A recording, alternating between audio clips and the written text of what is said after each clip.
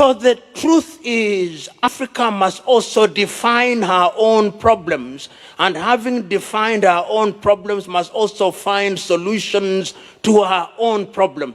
Do not be cheated.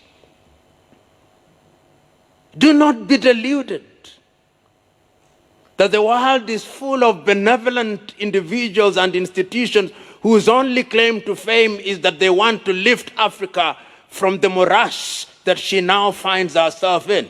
The reality is, the poverty of Africa is the glory of some civilizations. Poverty is an industry. Ignorance is an industry, big industry.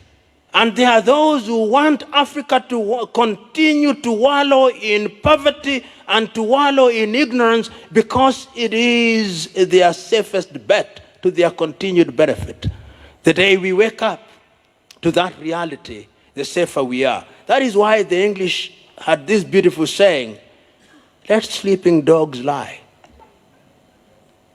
So we are sleeping, and we are being allowed to lie.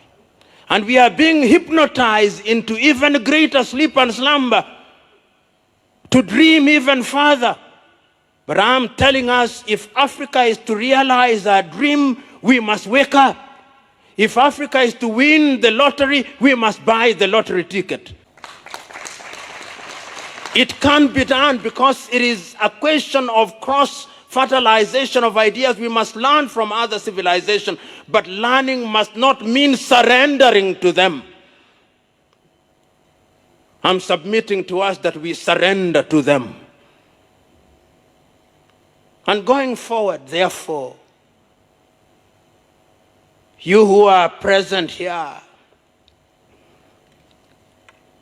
we must think of another Africa.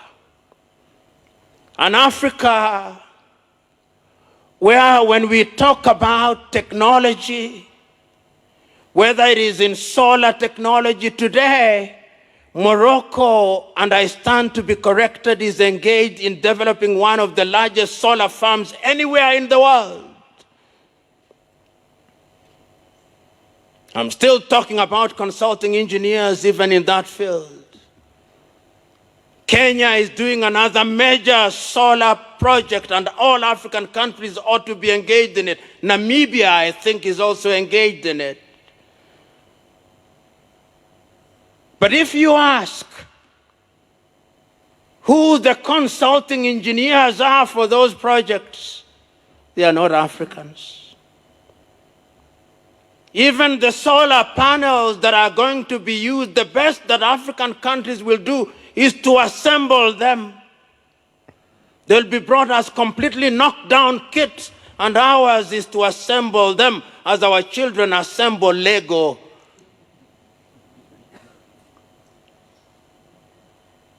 We are talking about water and water, which is an important thing, and water engineering. And we have consulting engineers in that regard. Even when we talk about water engineering and the drilling equipment, I know of no African country that makes water drilling equipment. Perhaps South Africa. South Africans correct me.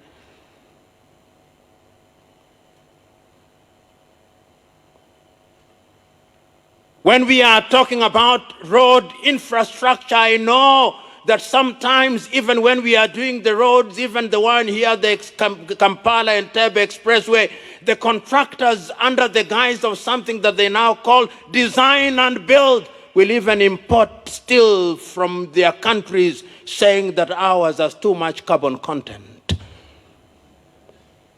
Sometimes even cement is imported because ours is claimed not to have certain ingredients.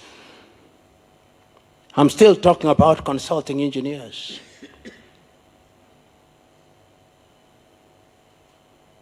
When we are doing our railways, we may celebrate them all we want, but when we receive the wagons, they are rehabilitated engines that belong to the museums alongside the spinning wheel. I'm submitting to us that the consulting engineer is important to Africa's growth and development. You cannot deny that.